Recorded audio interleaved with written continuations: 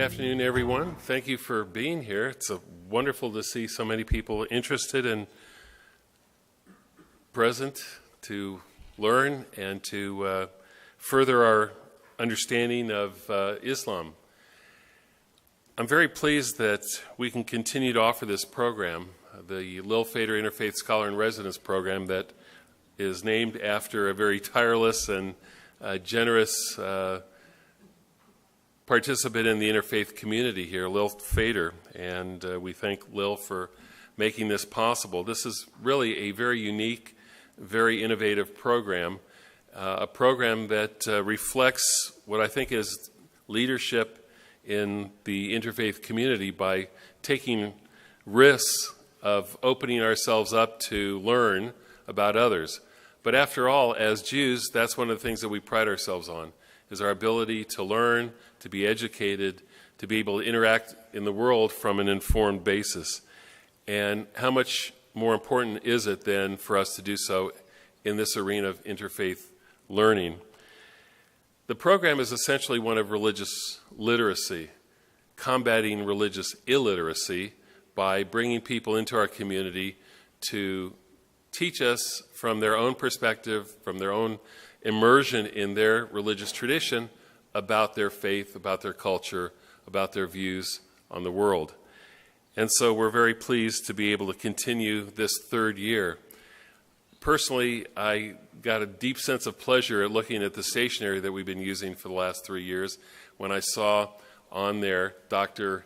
Harjot Singh's name as the Lil Faider Interfaith Scholar in Residence, and then last year Casey Eagle Speaker and Ruth Scalplock, who represented First Nations. And this year it's a pleasure to have Imam Syed Hadi Asan's name on our stationery. I have to send you a copy of it as the current scholar in residence. This really does offer us an opportunity in a setting that's comfortable for all of us to explore Islam.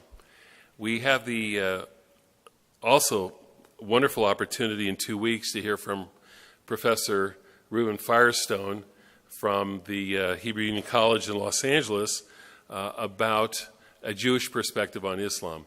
So we're getting multiple views, which I think will help round us out and inform us.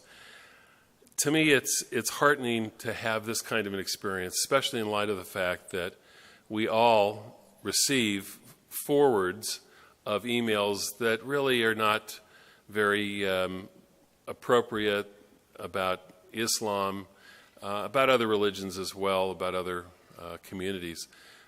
They're in the guise of humor sometimes, but they're very stereotypic. They harbor lots of prejudices and misinformation. So our opportunity today is really to broaden our thinking and to hear from the Imam about Islam and to really be enlightened, but also to be able to critically think and form our own opinions based upon what he says and things that we'll subsequently learn. The format for this afternoon is a presentation by the Imam, and then we'll have questions and answers. And I'm reminded of, and I can't remember who said this, but in the context of coming home from school, this individual said that his mom never asked the question, "What did you learn in school?" but rather asked the question, what good questions did you ask today in school? Okay. And that's what we want to do today. We want to ask good questions, respectful questions, questions that are probing, challenging, certainly, but questions that are respectful and that have as the goal not making a statement, but rather trying to discern facts and information and truth. So I'm very pleased to welcome Imam Syed Hadi Asan, who was born in India, acquired his qualification as scholar from the Allahabad Board, which is accredited by the Indian government. His master's thesis, because he studied in Iran, is in Farsi, for anyone who reads Farsi. Is it translated into English, by the way? No. Okay. All right, so we'll have to brush up on our Farsi then. It's entitled Peaceful Coexistence Among Religions According to Quran and Sunnah. Among his leadership roles in the Muslim community, Imam Asan has lectured, engaged in religious activities in the UK, India, Geneva, Mombasa, Kampala, and many other places as well. He's actively participated in interfaith dialogue as an advocate for cooperative, constructive, and positive interaction, which has been the character of our relationship since he came last February? March. Very good. So it's been a pleasure getting to know him and forming a relationship with the Shia Mosque.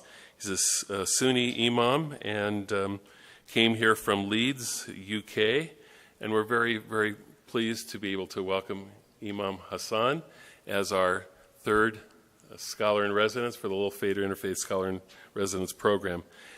Each of you has a brochure, by the way, on your seats, so I hope that you'll mark the dates and continue the conversation, the study with us. At the end of our question and answers, there's books from Rabbi Professor Reuven Firestone. They're called An Introduction to Islam for Jews. And if you'd like to purchase one in advance of him coming, you're welcome to do so. I hope you'll not only purchase it, but you'll actually read it before he comes and be prepared for his lecture. So without any further ado, it's an honor to welcome Imam Asan and to listen to your words today. Thank you. There's some water for you if you want. Thank you.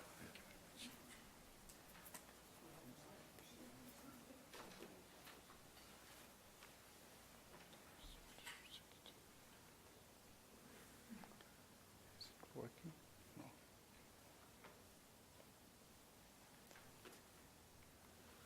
I think you can.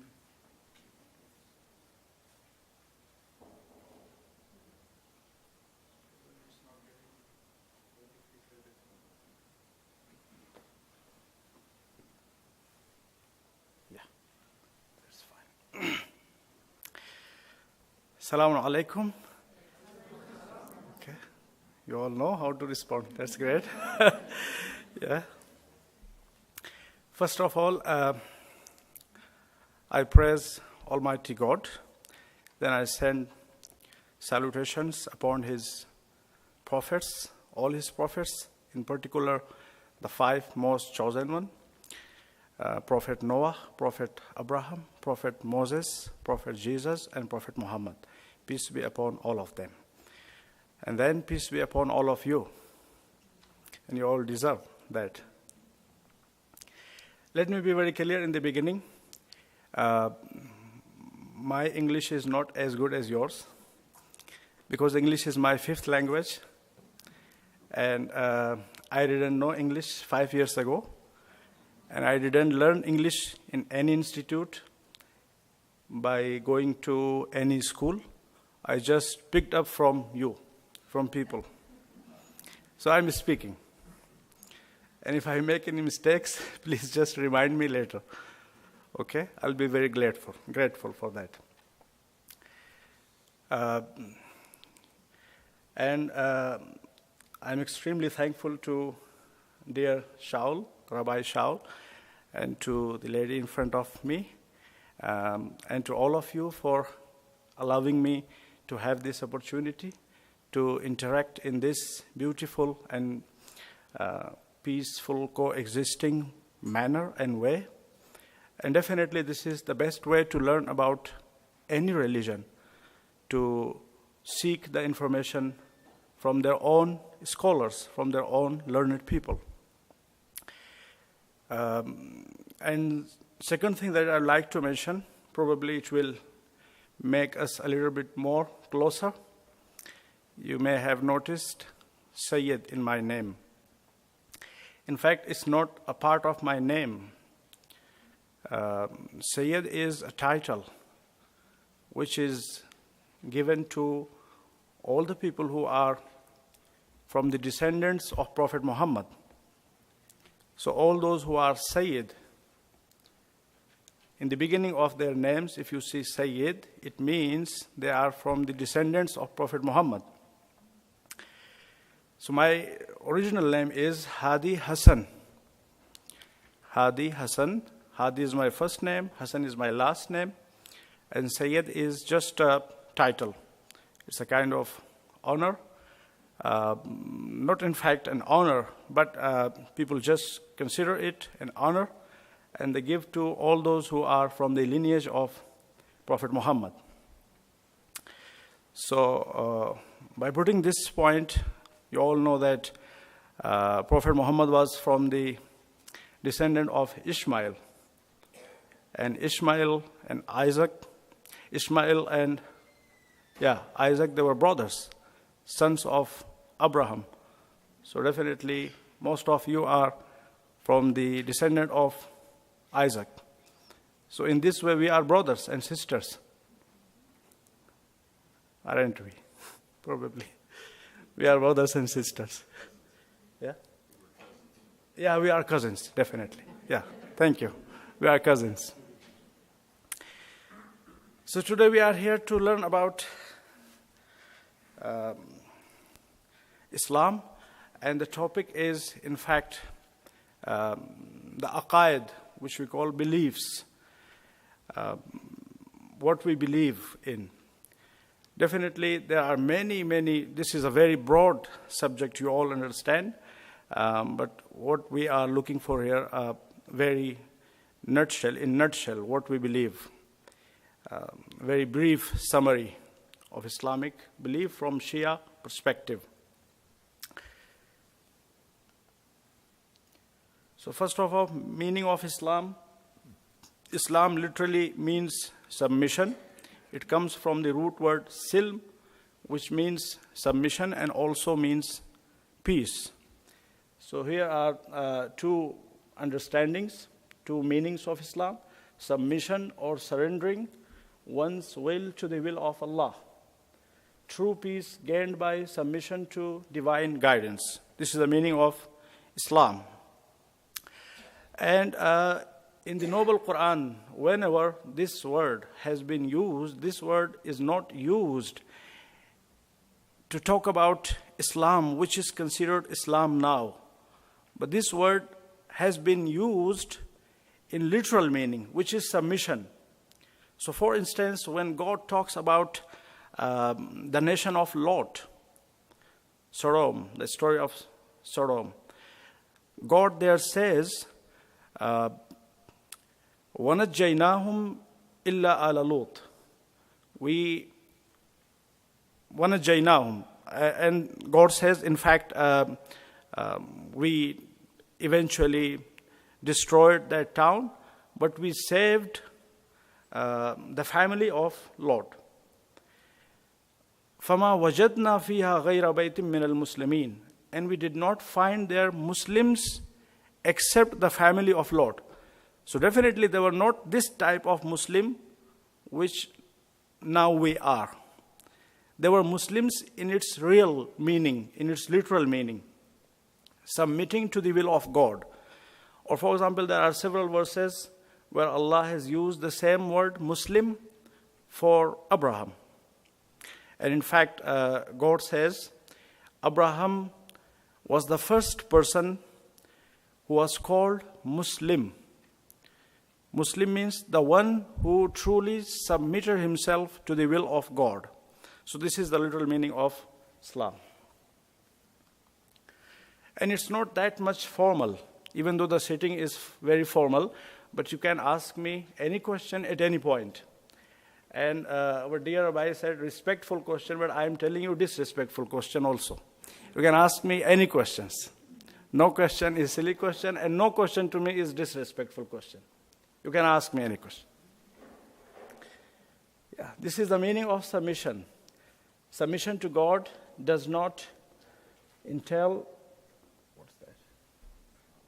self-humiliation or a denial of human intellect. Rather, it means trusting the knowledge, wisdom, and fairness of the Creator. And then this is a quote from Ali. Ali Muslims, general Muslims, Sunni Muslims, they believe Ali was the fourth caliph, but we believe he was the first Imam. He was the first divinely appointed leader after Prophet Muhammad. Prophet Muhammad, we believe, we will discover this issue later on. Here also a little bit explanation which is required. The term Imam. The term Imam usually is used by Sunni Muslims. So for instance, for me, they usually use the term Imam, and all those who are clergy in Islam, they use the term Imam for them. But we as Shia Muslims, usually, it is allowed to use this term. There is no restriction from Islamic viewpoint. But usually, we do not use this word for clergy system.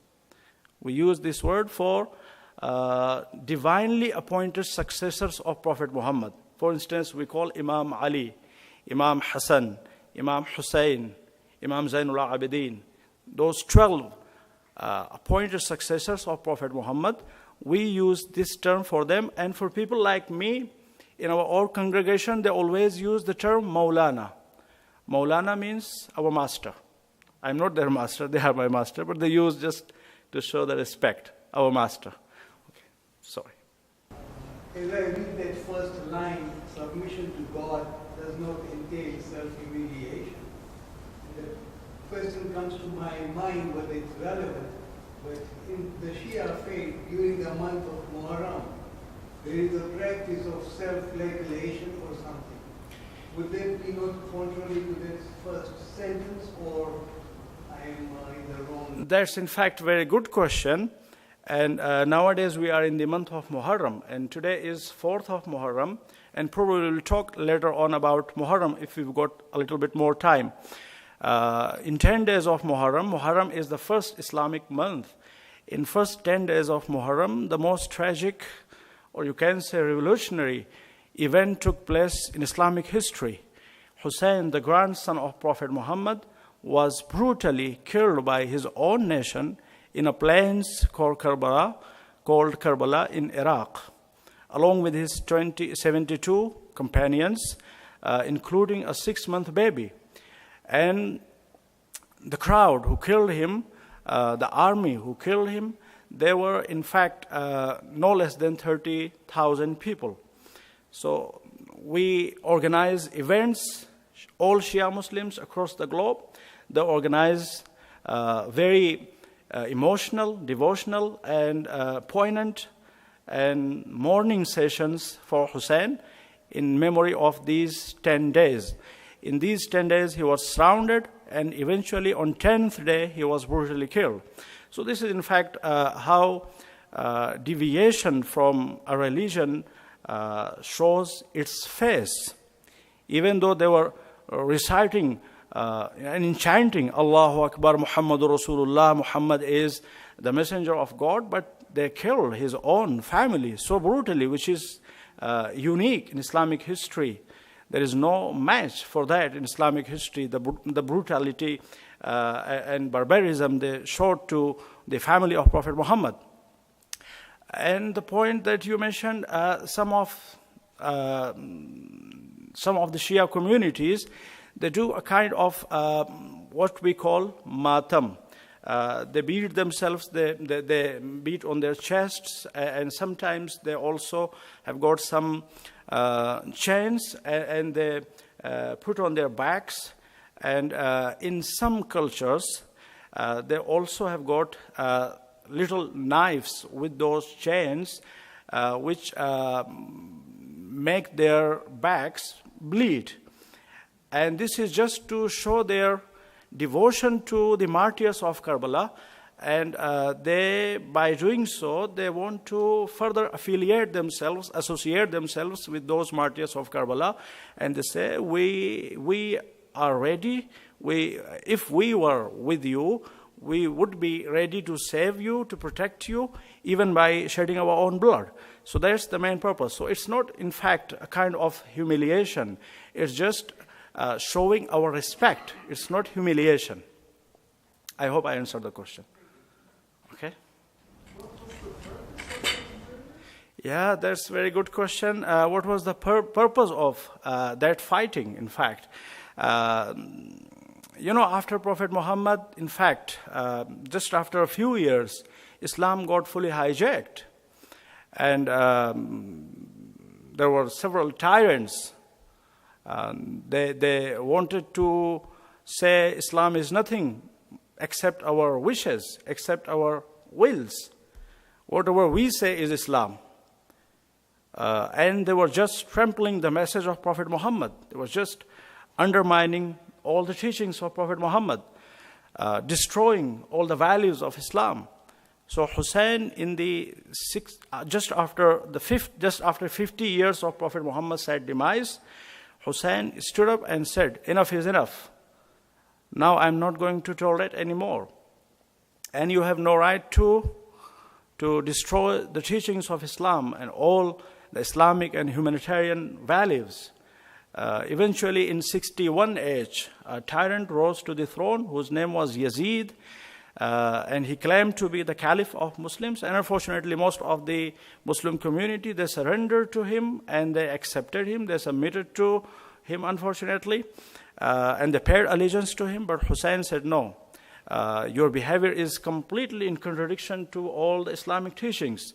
You are doing corruptions, you are doing tyranny, you are killing innocent souls, you are just a merrymaking person, you are imbibing in your court and doing all sorts of dirty things which are completely unacceptable in Islam." So, and definitely history proves that he was a murderer, he was an assassin, he was a tyrant, he killed many innocent souls, and people were badly stricken by poverty during his reign, while his own family, he was a totally promoter of nepotism, favoritism to his family members. They were enjoying the best life, while the rest of the community, they were unfortunately struggling with their bread and water. So Hussein stood up and said, "No, I would not let you legitimize all these activities." And the worst scenario was he was telling, "Whatever I am doing this is the Islam." Hussein said, "No, I am not going to let you do so." So eventually he said, "I'm standing against you and I'm not paying allegiance to him." And as Hussein was an Imam, an appointed person by Prophet Muhammad, he had a lot of value, and he was direct grandson of Prophet Muhammad from his only daughter, Lady Fatima. And there are many merits which are recorded in all Islamic resources about Hussein. They come from Prophet Muhammad, and they are even mentioned in Quran. So Hussein was a very significant figure, and when he stood up, Yazid had no option but to combat him and kill him. So that was the brief summary of what happened in Karbala. Okay? And this is, in fact, an explanation of Islam from our first divinely appointed leader, Ali ibn Abi Talib. Islam is submission, submission is conviction, conviction is affirmation, affirmation is acknowledgement, acknowledgement is performance of obligations, and the performance of obligations is good deeds. So eventually, Islam means good deeds. The beginning of Islam. Yeah. What do you think, the beginning of Islam? What was the beginning of Islam? In which year, at what time Islam began?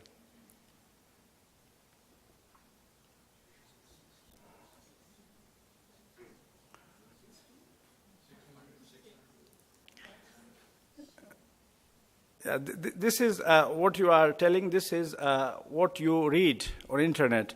But what we believe, we are talking about our beliefs. We believe that whatever Prophet Muhammad brought is not only Islam. We believe that whatever God instructed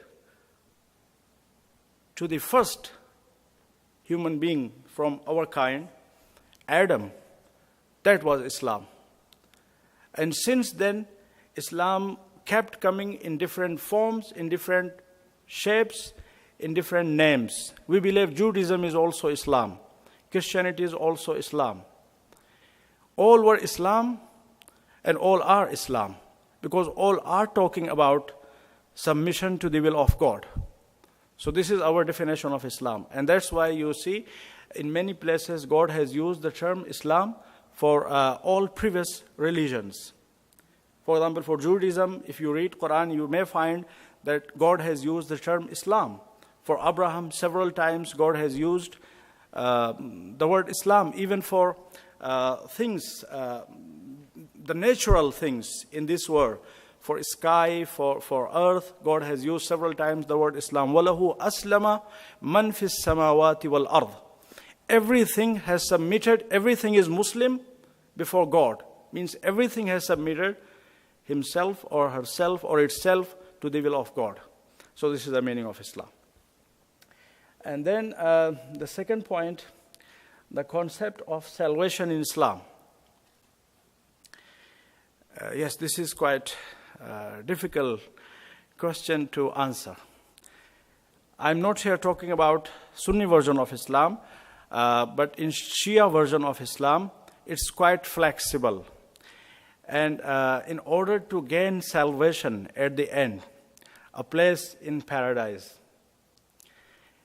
not necessarily you need to adhere to Islam.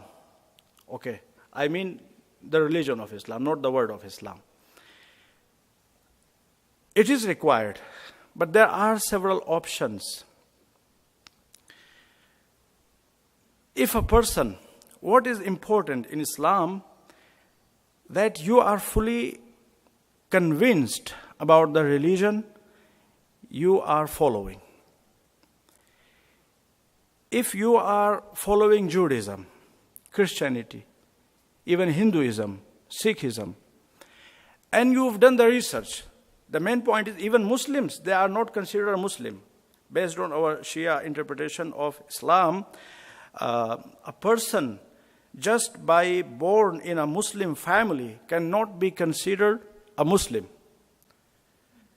unless he or she himself does enough research and his or her research leads that individual to the conviction, to this conclusion, then this is the perfect religion for me.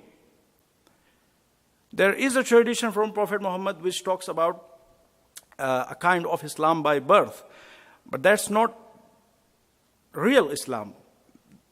For example, there is a tradition from Prophet Muhammad which talks that كُلُّ مَوْلُودٍ يُولَدُ عَلَى الْفِطْرَةِ. Every child is born on fitrah. Fitrah means nature. Some scholars, Muslim scholars, they interpret this word as Islam. Every child is born as Islam. However, Prophet Muhammad hasn't said that. He has said every child is born on fitrah. And fitrah here represents, in fact, true submission to the will of God. So we mean that every child, when he or she is born, is a true Muslim, submitted to the will of God. And if that child is left alone and not messed around with his thoughts, with his ideas, and that child receives the guidance from prophets, definitely that child is going to be a believer in God. So this is the meaning of that sentence. So in fact, in terms of salvation, and in terms of to be entitled to call a Muslim, every single Muslim is responsible when they reach to the age of puberty, to the age of maturity. They need to do their own personal research. For example, my child, if he believes in Islam just because I am his dad and I am a Muslim, that Islam is not going to be accepted at all. It is clearly mentioned in our resources. He or she must do his own personal research.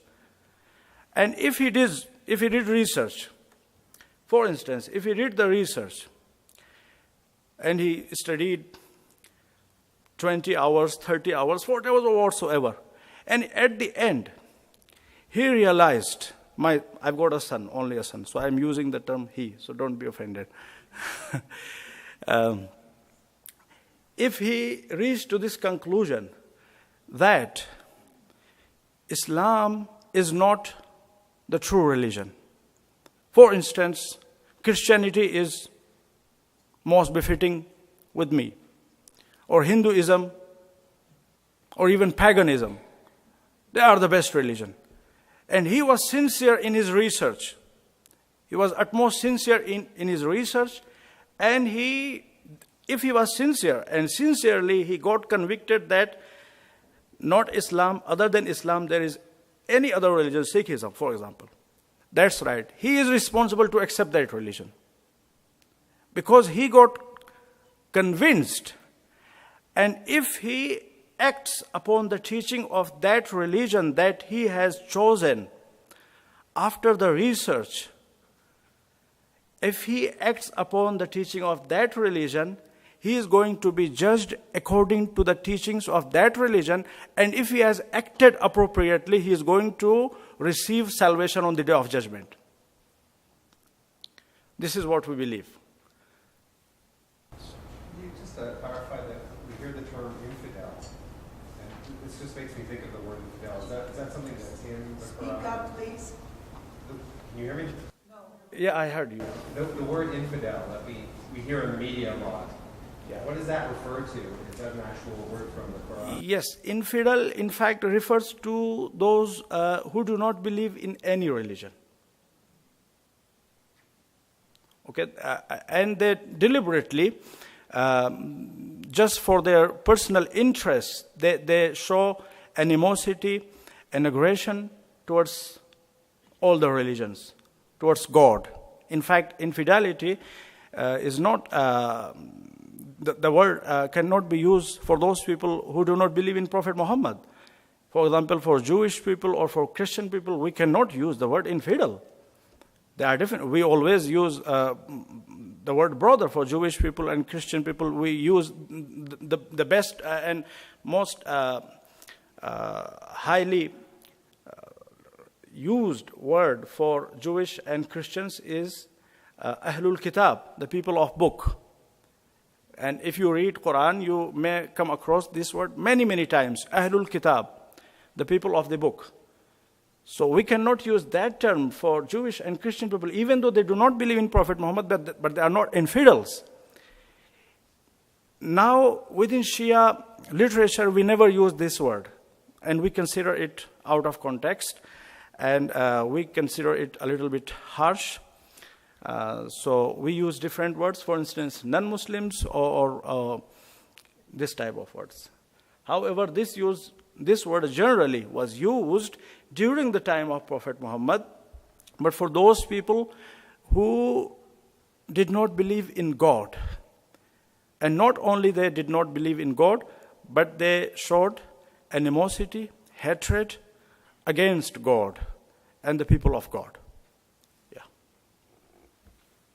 So how does the Muslim faith deal with people who are loving, kind, compassionate, graceful, who do maybe not believe in?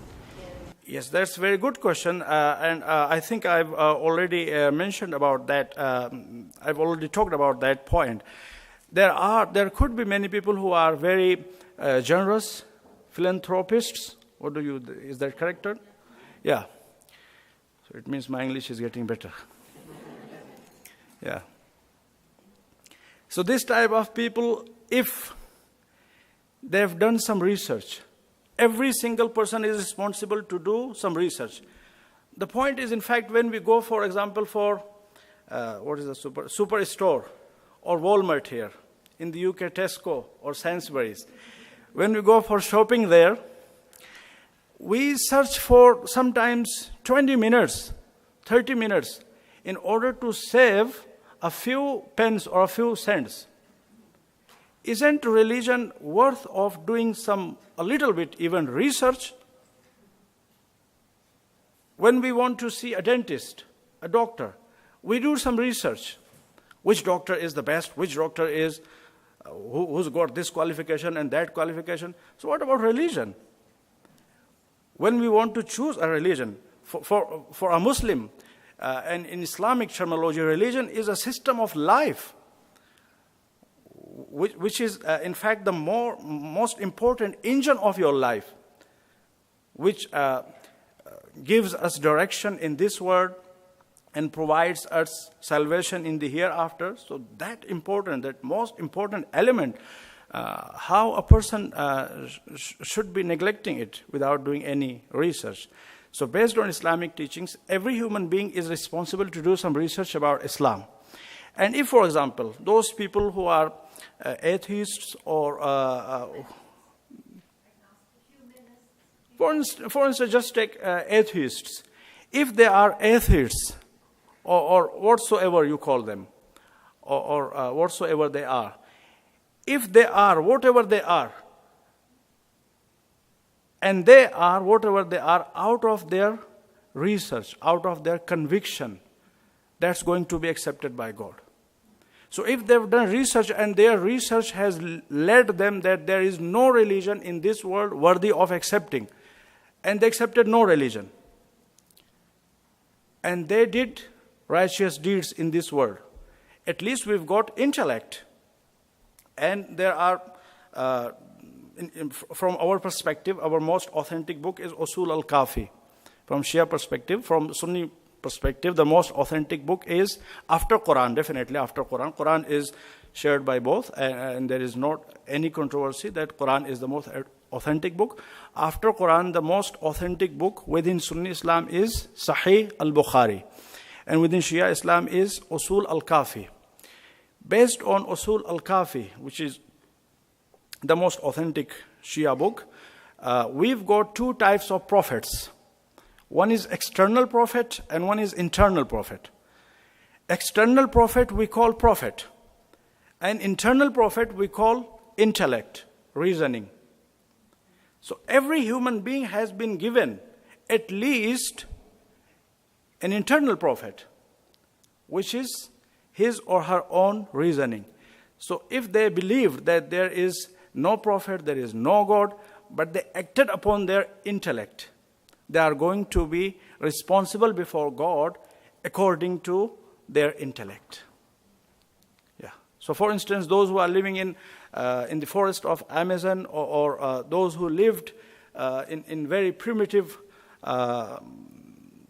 living standards, such as in jungles, in mountains, and the messages of prophets did not reach to them, there is a chance for them to receive salvation if they have acted upon their intellect, their wisdom. Okay?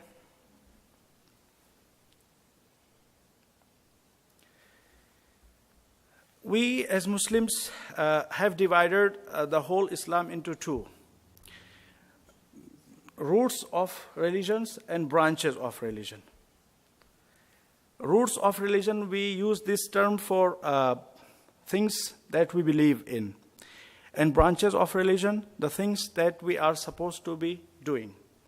And then what we are supposed to be doing against, it is categorized into two. One section is called jurisprudence, day-to-day life, Sharia law, for example, jurisprudence, halakha, something like that, yeah, in Jewish religion. So we call it Sharia law. And the second bit is ethics, morals, which we call akhlaq. And we are going to talk about akhlaq. I had also planned a session about Sharia laws, but unfortunately, one session got reduced due to some conflicts with some synagogue meetings and things like that. So we are not going to cover Sharia laws, but we are going to cover akhlaq, ethics. So today we are going to cover, in fact, our belief system.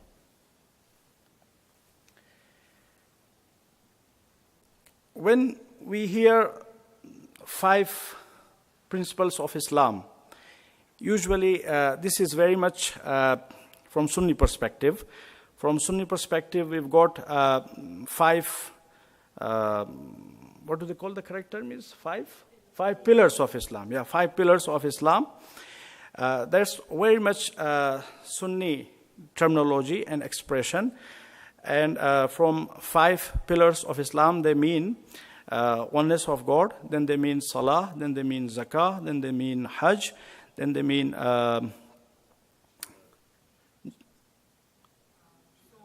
so for fasting, not jihad. Jihad is not considered. No, jihad is not under 5. Luckily, it is not under 5. Yeah. So it is oneness of God, then salah, then fasting, then zakah, and then hajj. So these are 5 pillars of Islam. We also believe in them.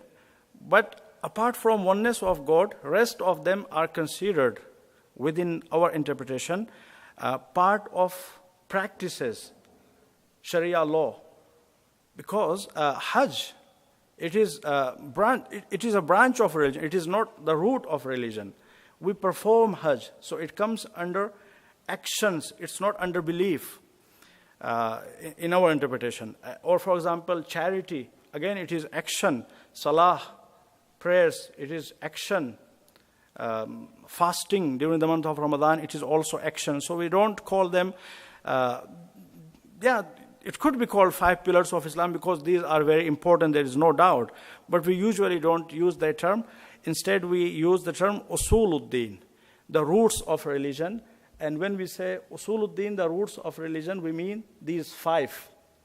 Oneness of God, justice of God, prophethood, divine leadership, day of judgment. So these are 5 usul, 5 principles which we believe. And there are many other things, but all are generated from these 5. These are the main sources of our belief.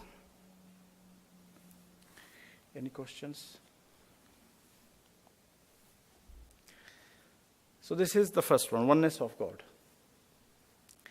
This is what Islam says about oneness of God. This is very much similar to Judaism and not definitely Christianity, but Judaism.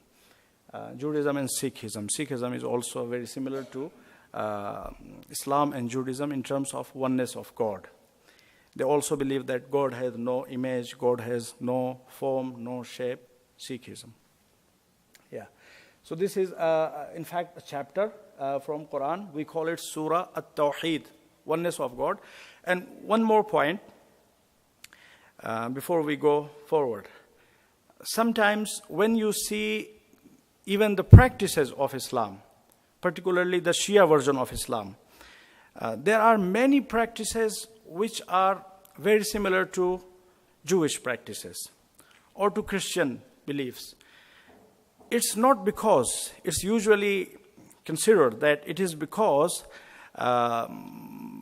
probably Muhammad learned from Jewish people and from Christian people, and then he came up with these ideas. But this is not what we believe. We believe this similarity and this much huge similarity between these 3 faiths is because all are interconnected. We believe that Islam is not a new religion. Islam is the continuation of the same religion which was given to Noah, Abraham, Moses, and Jesus. That's why there are a lot of similarities. And all the biblical prophets, they are also Quranic prophets, and they are mentioned in Quran. Their stories are mentioned in Quran, and we take their examples in our lives. So this is one point. Yeah. So here, for example, it says, in the name of Allah, the most generous, the most merciful. Then say, O Muhammad, say, He is Allah, the One, Allah, the Eternal, Originator. He does not bear children. So it's, in fact, it's covering the aspect of Trinity, which Christians believe in, that Jesus Christ was the Son of God. He does not bear children, nor was he born, and he is beyond compare. Yeah. And one practice that in Shia Islam we've got, which is not in Sunni version of Islam, and I don't think any religion acts on that practice except Shia version of Islam and Judaism, is fish issue. You are not allowed to eat fish which doesn't have scale. I think Christianity, they don't have this type of practice. And in Sunni version of Islam also, they don't have this much of practice. So Only we, Shia Muslims and our Jewish brothers, they share this practice. And we are not allowed to use fish which doesn't have scale. And when I'm confused, because I don't know much of the English names of fish, when I'm, for example, in a shop, and I'm struggling whether this fish is halal or not, allowed to eat or not. So I just go on some Jewish websites. If they say it is halal, I just purchase it.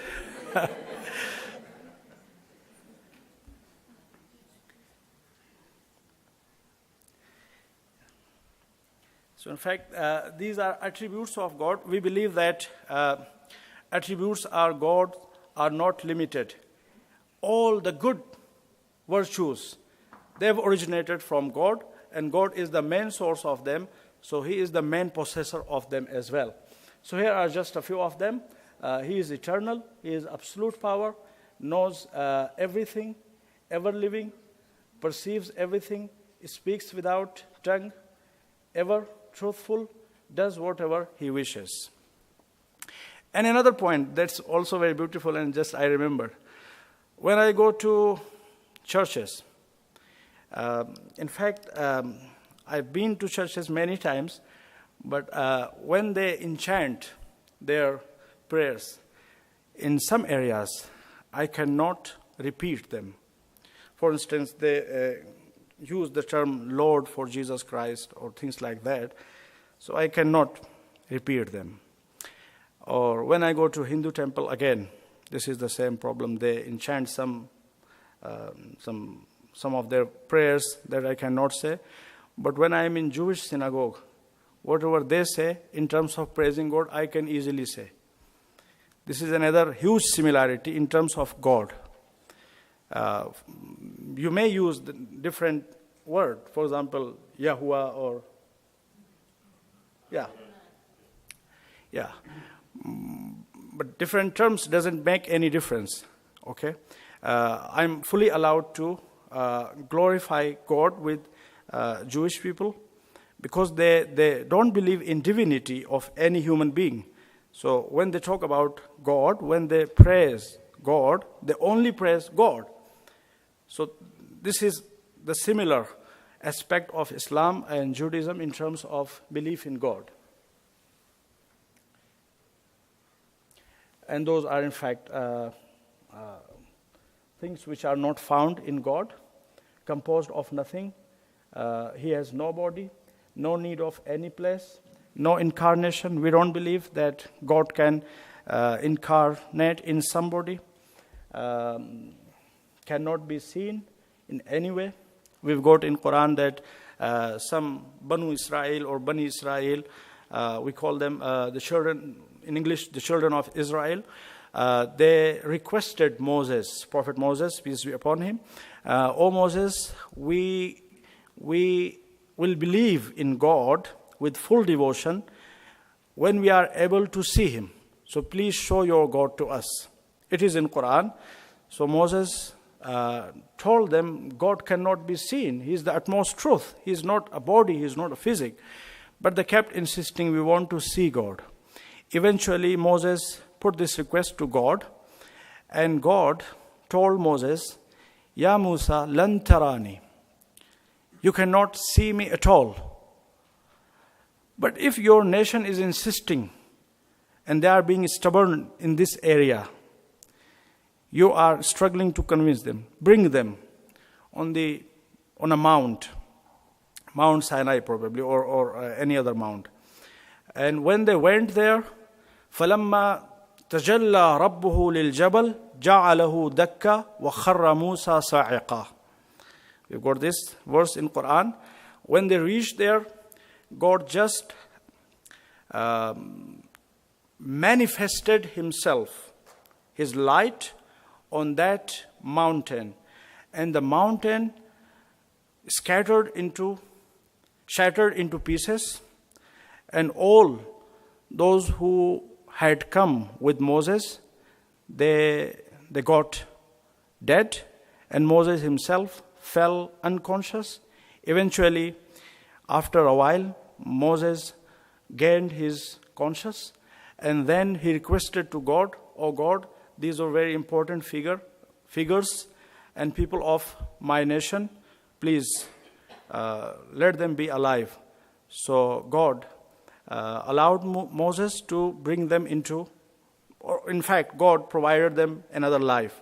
So this story is clearly mentioned in the Quran. So God in no way can be seen, neither in this world nor in the hereafter.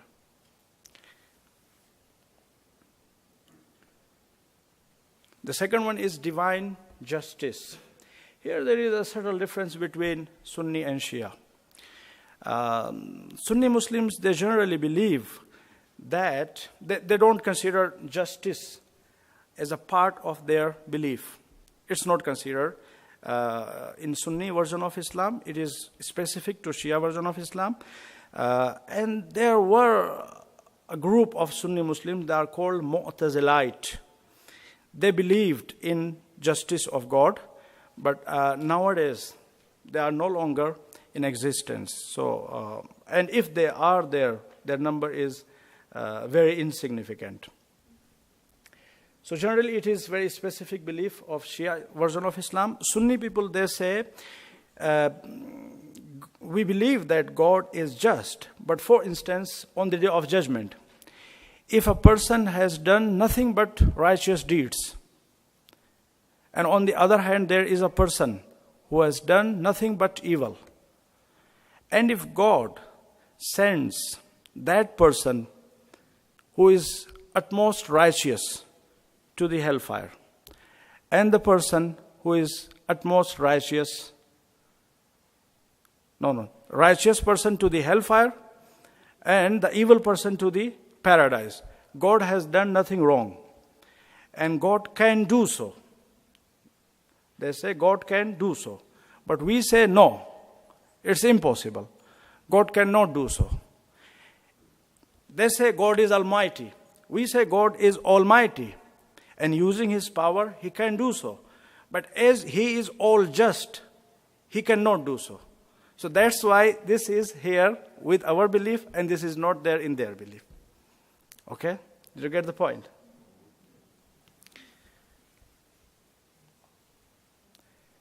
And now there are 99 attributes of God, which are very famous.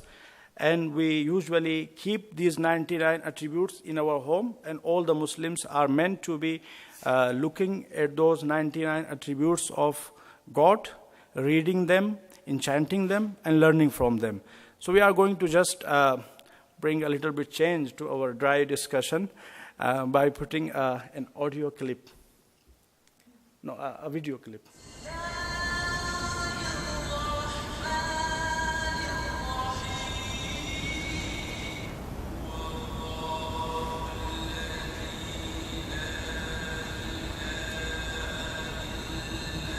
Soundful. That's all.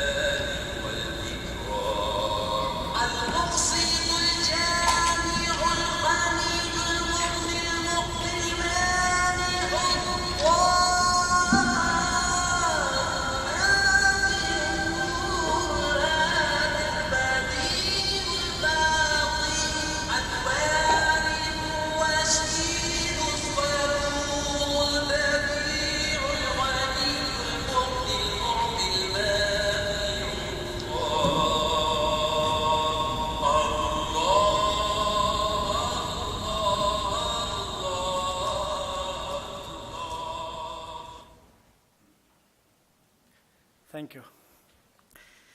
So, what did you get? You may have seen 90% very positive attributes, and these are very sacred in Islam, and no Muslim is allowed to touch them without having proper ablution.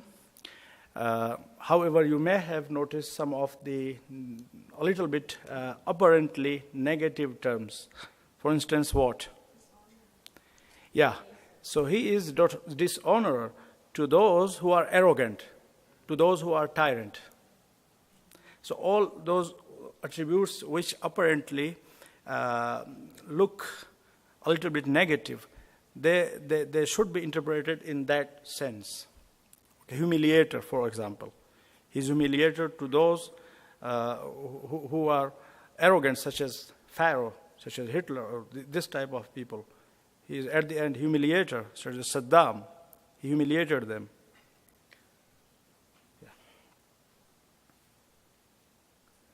Yeah. People should respect these attributes of God. Mankind is the most honorable creation of God, even greater than angels. I'm not sure about the Jewish perspective. Are angels greater or mankind? Yeah, but in Islam it is. It is not Sunni Shia issue. All Muslims believe that human being, they are the supreme creature of God, and they are the greatest creature of Allah. In our dream, also, Yeah.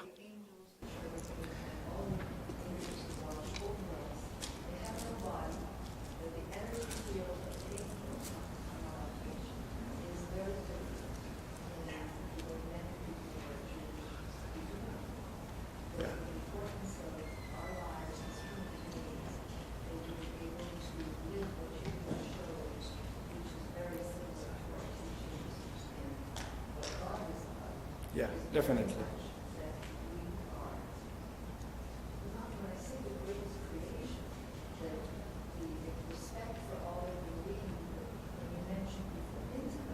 Yeah.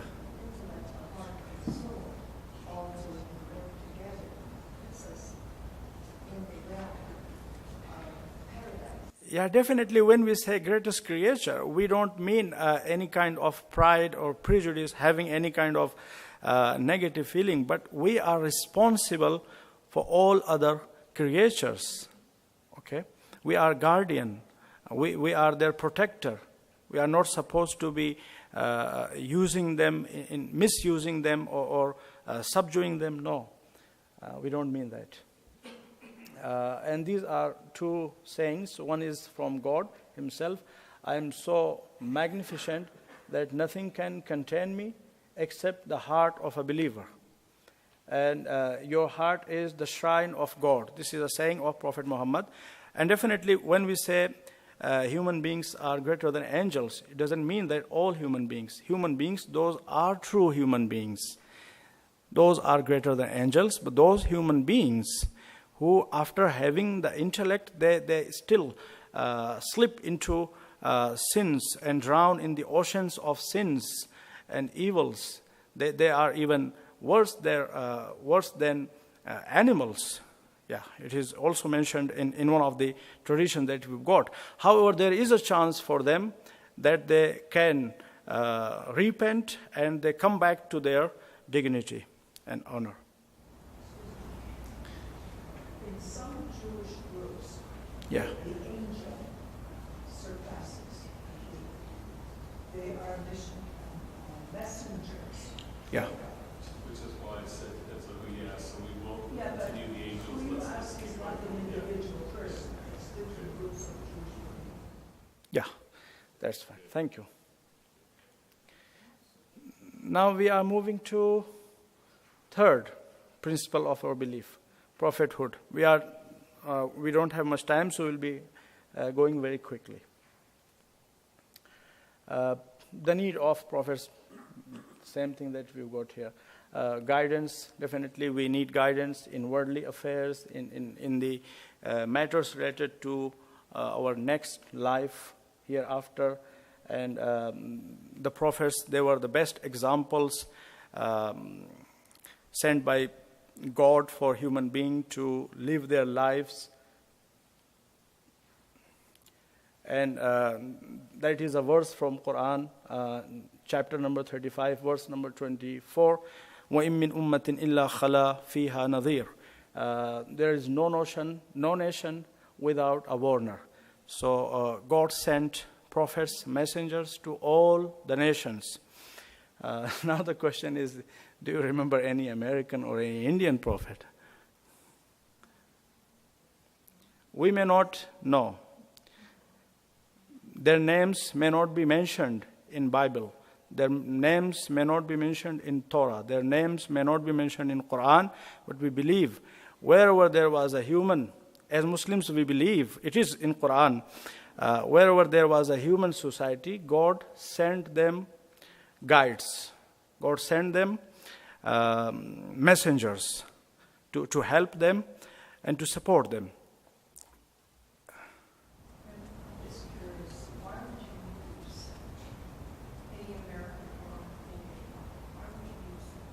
Because in Quran there is no mention for any Indian prophet, for any American prophet, for any Chinese prophet. Would you use American or Indian instead of Chinese or? Oh, you can use. I just put it as an example. Just as an example. Yeah, but you could have just used people. I mean, that seems defining. That's just, I mentioned just to, because I'm Indian and you are American. So I just use this word for that purpose. Is that clear now? Yeah, I'm Indian and you are American. So I use this term for that. Yeah. So any American or Indian prophets. We don't have any mention in Quran, but not necessarily there weren't prophets. And here, our scholars from Shia perspective, they say, you as Muslims are not allowed to use. Definitely, we are responsible to respect the sacred personalities in all religions, even though we do not agree with them, but we need to respect their religious sacredness. But our scholars say probably Rama or Buddha in India, the leaders, or Krishna, and this type of individuals who are considered very holy in Hinduism, perhaps they were prophets of God. They were messengers of God. Okay?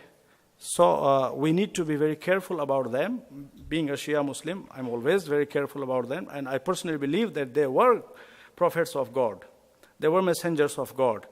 However, later on, that is a common trend. All the religions, in many cases, in many time periods, they get hijacked by the people who just want to use the name of religion for their personal interests or for their political agendas. So the same thing could have happened to Hinduism. But we believe that Hinduism is also originated, in fact, from God, and God sent many prophets to that land and to all the lands. Yeah. And having this type of notion definitely can promote us towards further peaceful coexistence, even with Hindus, even with Buddhists. Now the question is, why only men, not women? You may know the answer. Yeah. But from Islamic perspective, What's wrong with Sarah or Rachel or any of these others? yes. Yeah, we believe that these were greatest women. And they were exemplary figures. And we believe that, for instance, after Prophet Muhammad, we've got 12 successors of him.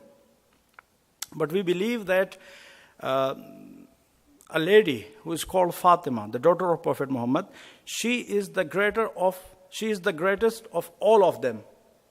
After Prophet Muhammad, she is the most holiest and most sacred figure in Islam. So, in fact, we have sacred women. We have exemplary women. Even that lady, Fatima, she is considered a role model, not only for us, but she is considered a role model for all our divine Imams. And they themselves have acted upon her examples, and they have confirmed it. But God did not choose them as prophets or as leaders for mankind. We believe because of several limitations. Because if you look at the, nowadays you may think that being a prophet, being a messenger is just an honor and dignity and a big badge for us. But at that time it was not the case. It was extremely hard and burdensome job. They needed to travel through deserts. They were sent in exile. And they needed to go through a lot of sufferings and calamities. So God just wanted to spare women from those sufferings, from those problems. In some cases, they were captured. And if a man was captured, nothing would happen to him. Maximum, he got killed. But if nothing happened to him in terms of dignity, in terms of honor. But if they capture a woman, the first thing they did at that time, they rape her. Okay? So we believe that there were many prophets, and also I believe you also believe the same thing, that many prophets got killed in the way of God, in defending their faith. So they got killed. But their death was an honor for them, a dignity for them.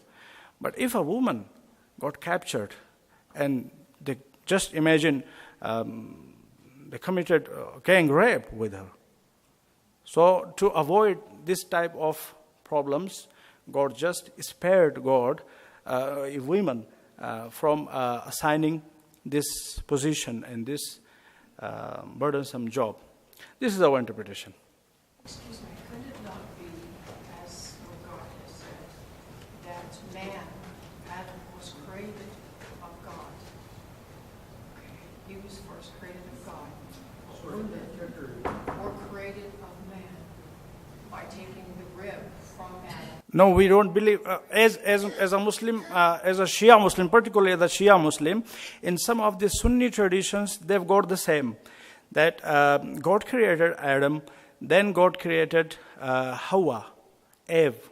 What do we call? Eve. Eve from the ribs of Adam. But we believe God created both of them separately. And both have got their own identity. And there is no difference between male and female. And there are many verses in Quran which reaffirm this fact, that women are not to serve the men. No. They've got the same value, same dignity, same honor in the sights of God, in the eyes of God as the men. يا أيها الناس إنا خلقناكم من ذكر وأنثى وجعلناكم شعوبا وقبائل لتعارفوا إن أكرمكم عند الله أتقاكم. This is a verse from Quran. O human being, I've created you in different tribes, in two genders, not to abase each other, to recognize each other. So you can support each other, you can help each other. This is the main purpose of creating us in different colors, in different creeds, in different societies and communities. Yeah. The number of prophets. We believe, based on a tradition from Prophet Muhammad, that there were 124,000 prophets altogether from Adam to him. 124,000 prophets. While the names are mentioned, their names are mentioned, only the names of prophets mentioned in the Quran is 25. So there were 124,000 prophets, so which again reaffirms the fact that there wasn't any nation, any society where God did not send his messengers and his prophets. However, why only those 25 are mentioned in Quran? Only those 25 are mentioned in Quran because people of Arabia, they were a little bit acquainted with them. And imagine if God has mentioned, for example, American prophets. America was not discovered at that time. So how could people affiliate themselves with their stories? God has mentioned the stories of prophets in Quran for learning lessons from their gracious lives. Okay, not just a history book. It's not a history book. All the scriptures, they've got the same purpose. And this is also a verse from Quran chapter number 2, verse number 136. And as a Muslim, I must believe in this. If I don't believe in this, I'm no longer a Muslim. We believe in Allah and the revelation given to us and to Abraham, to Ishmael, to Isaac, to Jacob, and the tribes, Jewish tribes, and that given to Moses and Jesus, the tribes in which prophets were sent, and Jesus, and that given to all prophets from their law. We make no difference between one and another of them, and we bow to Allah. So, if, for example, I believe in Prophet Muhammad, but if I do not believe in Moses, if I do not believe in Ishmael, if I do not believe in Jacob, if I do not believe in Solomon, in Islam, Solomon is also considered a prophet, and Dawood is also considered a prophet. If I do not believe in them, I cannot be considered a Muslim. So I must believe in all of them. These are 5 greatest prophets that I named in the beginning: Noah, Abraham, Moses, Jesus, and Muhammad. And we always, when we say Moses, usually we are responsible to say another word, which is alayhi salam, which means peace be on him. Moses, Jesus, any prophet, when we mention their name, we need to say alayhi salam, peace be on him. Here is the short form, AS alayhi salam. Many divine books. God sent many divine books, scriptures, probably text messages or things like that. But these are 5 most important of them. Torah, Zabur you call Psalm, the Psalm of David. Yeah. And Injil is New Testament given to Jesus. And then we've got Quran. Let's just skip because we don't have time. Infallibility, we believe that all the prophets, they were infallibles, and they never committed any crime or any sin. They were pure. It is particularly from Shia perspective. Sunnis also believe in infallibility of prophets, but there is a subtle difference. They believe that they were infallible only in terms of receiving and delivering the message of God to the masses. Yeah, that's their belief. But we believe as Shia Muslims, they were unconditionally infallible. They were infallible in all aspects of their lives because God chose them as leaders, as role models and examples for human being. So just imagine if the examples, the role models, they were wrong, then we followed them. Then how can God hold us accountable for making mistakes?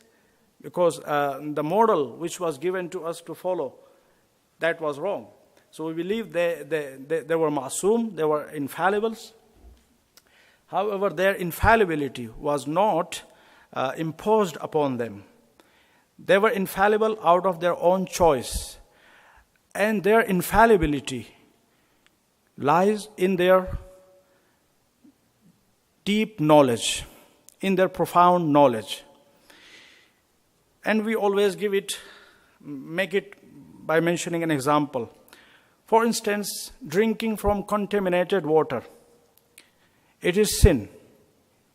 In Islam, it is considered sin. If you know that this water is contaminated, anything which is injurious, which is harmful, cigarette, if it is proven that it is injurious, now all our jurists say smoking is forbidden. Smoking is haram, not allowed. Previously, they didn't say that because it was not proven that is that much harmful. But now medical science has proven that smoking is extremely injurious for your health. So it falls under the category of injurious things, dangerous things. So, for instance, water from gutter or contaminated water. This is a sin if someone drinks. But no one drinks. If we know that this is water from gutter and we see that it is from gutter or from any other dirty or disgusting place, we'll never drink. So this is a sin no sane person commits. Why? Because we know the ramifications, what would happen. We believe, likewise, prophets knew about the ramifications of all the sins. That's why they never committed even a single of them. We as Muslims believe all the sins have got two faces. For instance, backbiting. Backbiting, it is a common sin that people always do. But this is the physical form of backbiting that we see and we enjoy. But in a sense, backbiting in Islam, in Quran, is considered as if you are tearing the flesh of that human being who you are backbiting, who you are defaming. Okay? Or for instance, eating the property of an orphan or a widow.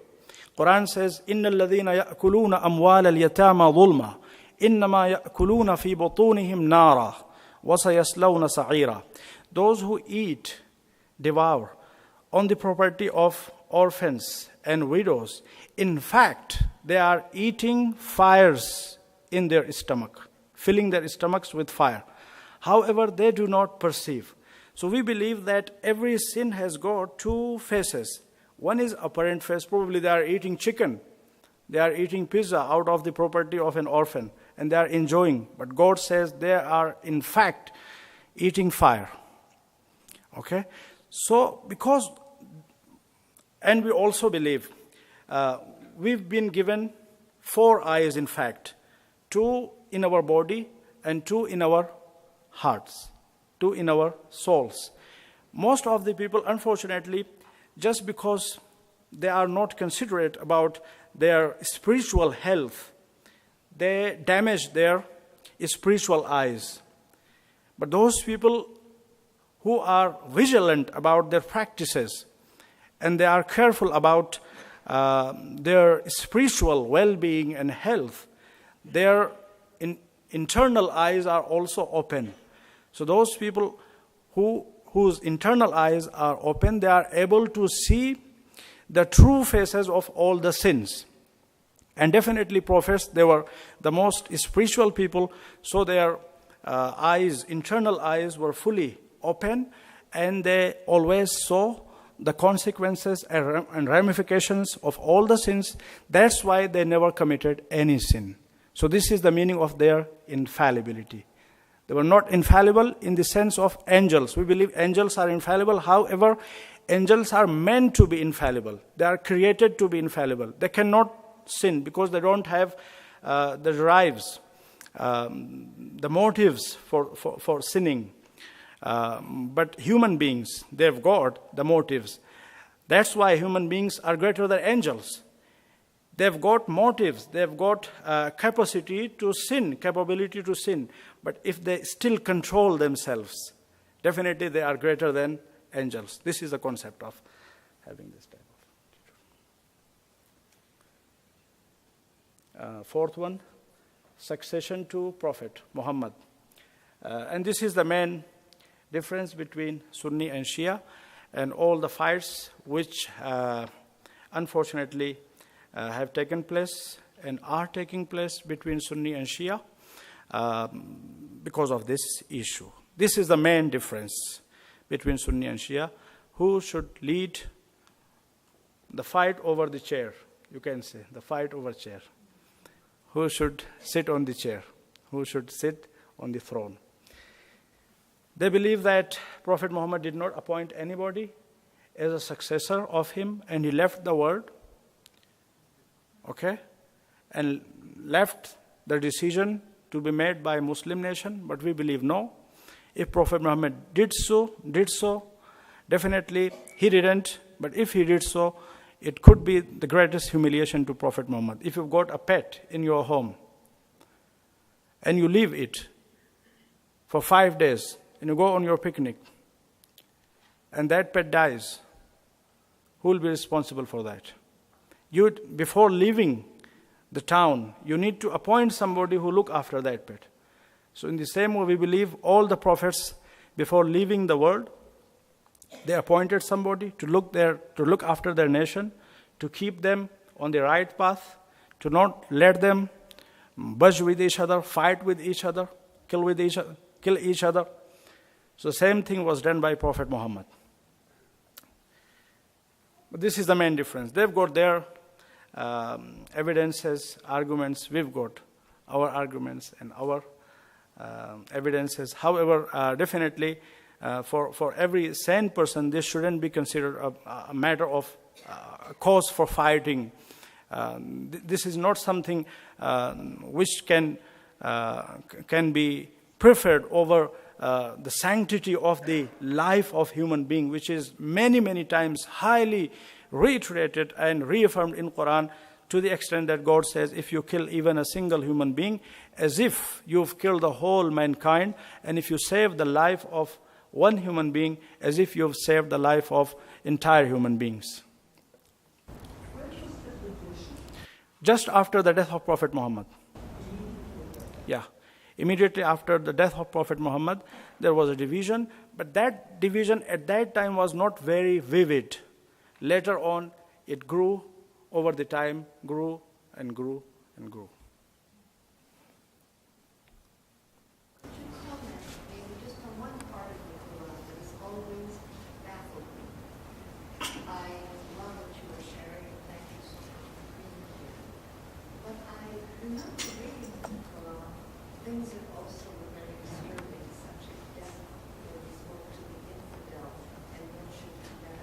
And I thought, to those who are not enlightened, both in the Muslim faith and in the world, this created so much disharmony. Sorry, I couldn't get you properly. Could you please put in another words?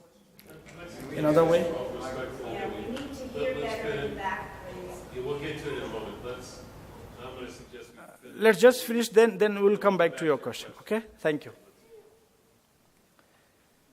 So we believe all the prophets were succeeded. Prophet Noah, his son, Prophet Abraham, his two sons, Prophet Moses, Yasha bin Nun. What do you call? Joshua, yeah. We believe Yusha bin Nun. And then Prophet David, Solomon, Dawood, Prophet Jesus, Shamun bin Hamun, As-Safa, Sunni and Shia opinion. This is the percentage of the Muslim world.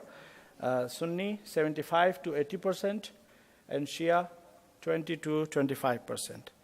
But again, this is a statistic which could be a topic of debate.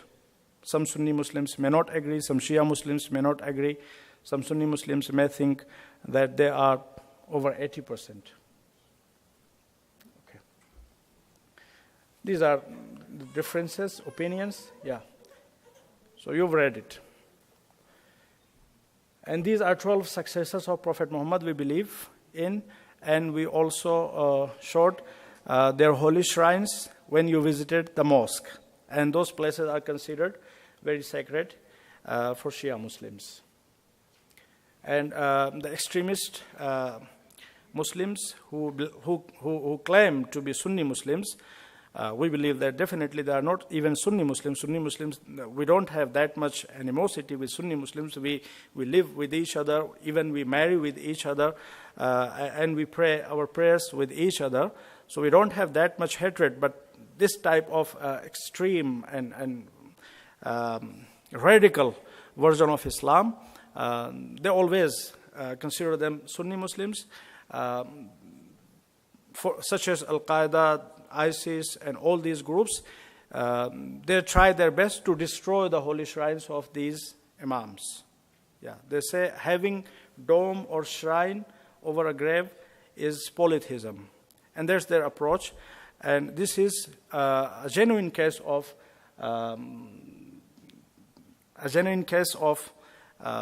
boundaries between Sunni and Shia Muslims, gaps between Sunni and Shia Muslims, and in some cases, disputes.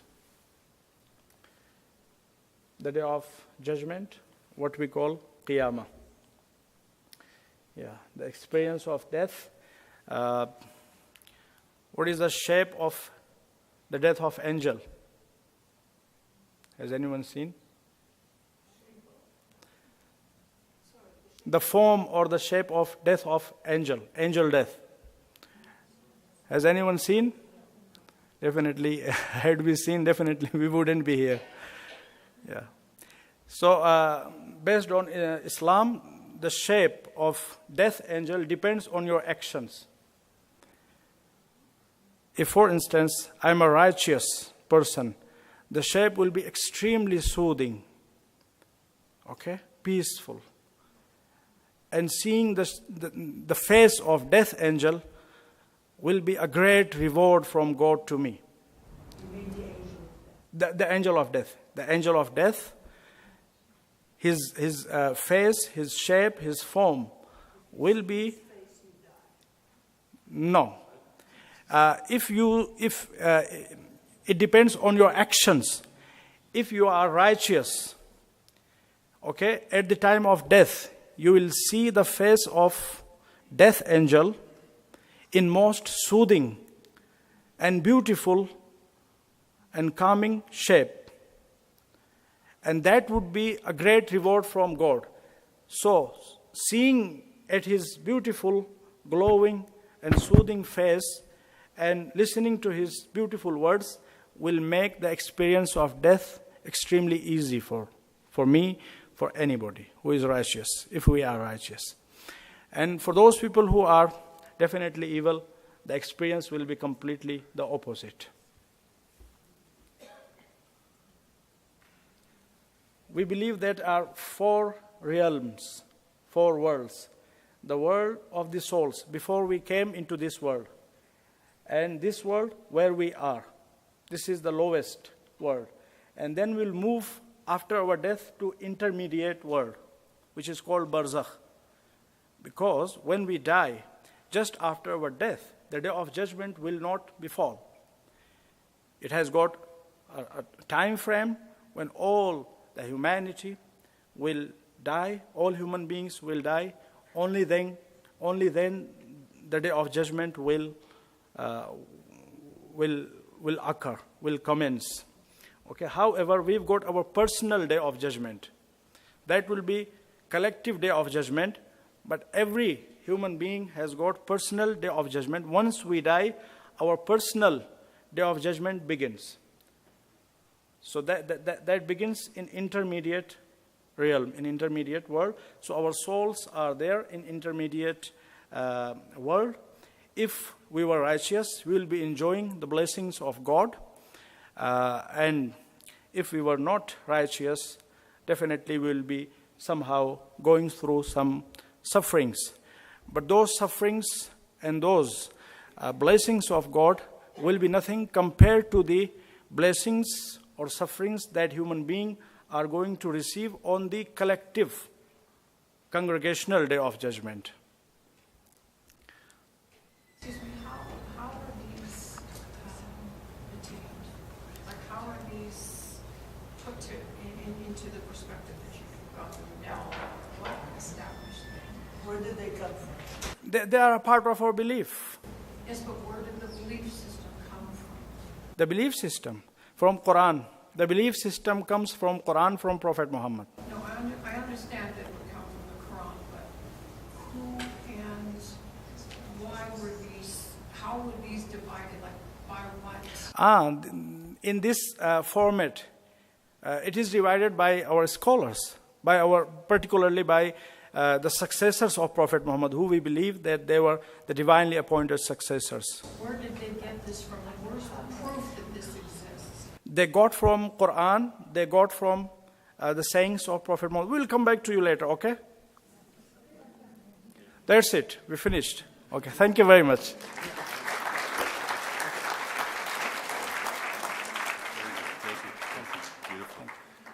We do have some time for some questions and comments, if you'd like. About 15 minutes worth, if the Imam will entertain those. Again, please feel free to ask whatever you like. I'd like to ask you to be respectful. The Imam's much more open to your questions on any level. But Billy, go ahead, start. You got to stand up so we can hear. I was here late just because of the misprint. Are you Ismaili Shia, or I'm not? I know Ismaili Shia as well, but are you Shia, not Ismaili?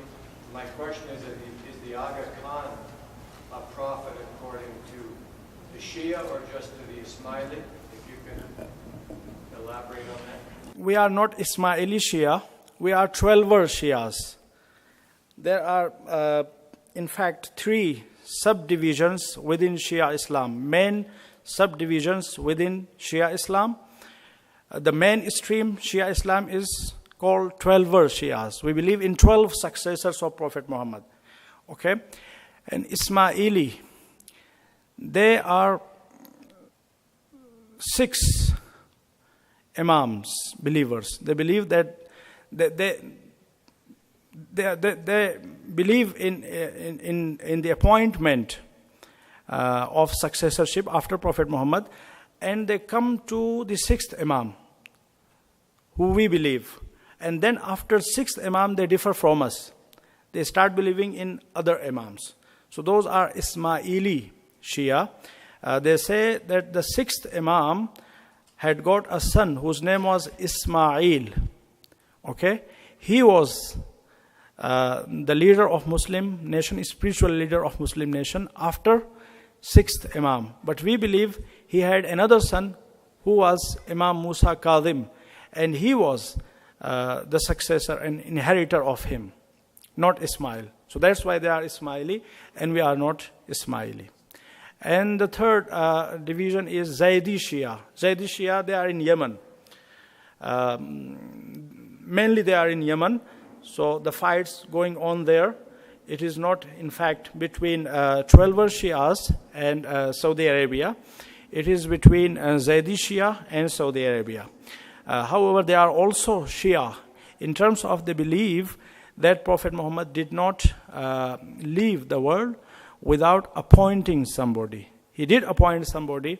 So in this sense, they are Shia Muslims. But in terms of practices, they are tending to be more Sunni Muslims than Shia Muslims. Okay, thank you. Yes, please. I am a Shia Ismaili for the information.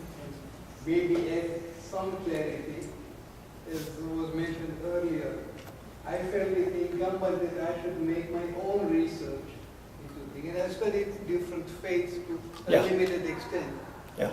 And my knowledge of all the religions, my personal knowledge of Ismailism is the least of all the religions, because I chose to study further into the things and whatever. So I am a very multi-faith person. So, It's completely up to your personal choice, whatever you are. I know that the Ismailis are a very, very progressive community in worldly and social matters, etc. However, when it comes to the actual practices and the rituals and things, I do not myself subscribe to those. I'm quite open about it within the community, because my core faith belief of what religion is and should be, and oneness with things, is what your conscience always tells you, irrespective of the ritual that one performs. So, in that respect, because so many religions are programmed learning in childhood, and people do not, carry out research beyond that. So, however, a person is programmed in childhood, and that's how they think. So, sorry, I just cannot answer it more fully. We'll have an opportunity after the first of the year to have a focus on Ismaili Shia Muslims in town. So we'll explore that a little bit more. I think Reva, do you have questions? I have some questions. Oh, okay. Hold on. Yeah. First of all, you're English Thank you. And the amount of time that you've been here, fantastic. So I wanted to say that. But I'm confused a little bit about the day of Ashura, is it? I'm sorry? Yeah, day of Ashura. And the different approaches, the different belief systems behind that day. So the Sunnis believe one thing, the Shias believe another thing. Yeah. So how do you reconcile with the Sunnis, or do you? How does this debate get solved? About day of Ashura. Right. Ashura Actually, and the battle of Karbala. the Battle of Karbala. Yeah. So there's different interpretations among Muslims about what that means. So, yeah. I'm curious how you handle that with your fellow Muslims. Yeah. Thank you very much. Yeah, Ashura literally means 10th. So 10th of Muharram marks the day of the martyrdom of Imam Hussein. Okay. And in terms of that battle that took place, there is no controversy. All believe. But most of the Muslims, be Shia or Sunni, over 90% of Muslims, they believe that Yazid was a tyrant, and all historical records confirm that Yazid was a tyrant. However, recently Saudi Arabia, they've started saying that even though he was a tyrant, but as he was a caliph, Hussein needed to respect him. Hussein didn't have right to stand against him. So this is a little bit controversy which is emerging in recent years.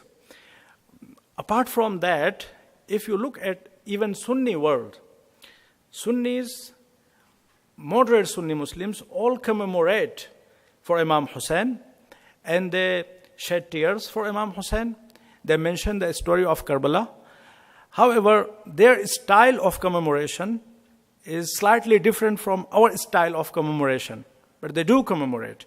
So this is a tiny group of Muslims who are quite radical in terms of Islamic beliefs. Only those do not believe in the sanctity of Hussein.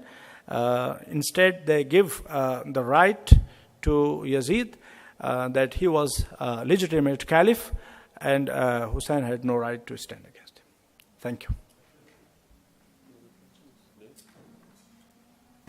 Enjoyed your talk and look forward to the one coming. In terms of, I think most of us are conflicted in terms of what we hear from Muslim clerics, generally speaking, about the Quran. And Hilda was alluding to that. Many Muslim clerics, such as yourself, promote it in terms of peaceful teachings. And then there are others who promote it in terms of violent and hateful teachings. And yet, for us out here, it seems to be the same document, but we're hearing different versions of it. Can you comment on how we should, absorb that kind of information? Every tree bears the fruit what it has got. From a mango tree, you expect mango. And from a vicious tree, probably you expect nothing but vicious fruits. So the same thing goes to different types of clerics. Those who've got good hearts, they interpret religious text in good ways, and those who've got evil intentions, evil hearts, due to any reasons, any circumstances, they interpret religions in their own way. I think these are different interpretations.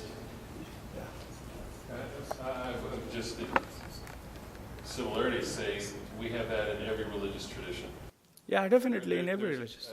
There are rabbis who will say that the killing of Yitzhak Rabin was warranted because he was an aggressor. He was pursuing the life of the state of Israel, and therefore to kill the pursuer was halakhically permissible.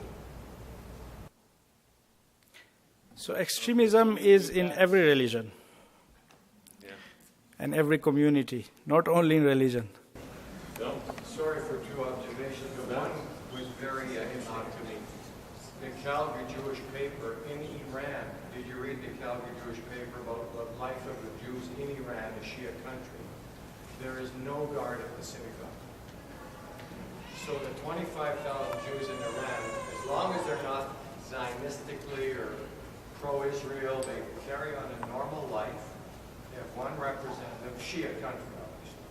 Definitely, and they've got their representatives in Iranian parliament as well. So the local Shias in Iran respect the Jewish religion. We know that there's not a guard that was in front of the synagogue or the schools. But in Europe, full of guards. So interesting. Yeah, there is no guard because there is no need for guards. And they enjoy utmost peace there. And I myself seen a lot of Jewish people in Tehran. They are roaming around without any guards, or they feel completely a part of the community and they are living together. Yeah. So generally, Iranian people who are Shia Muslims, devout Shia Muslims, observant Shia Muslim practices, they are peaceful. Yeah, and you mentioned the same thing.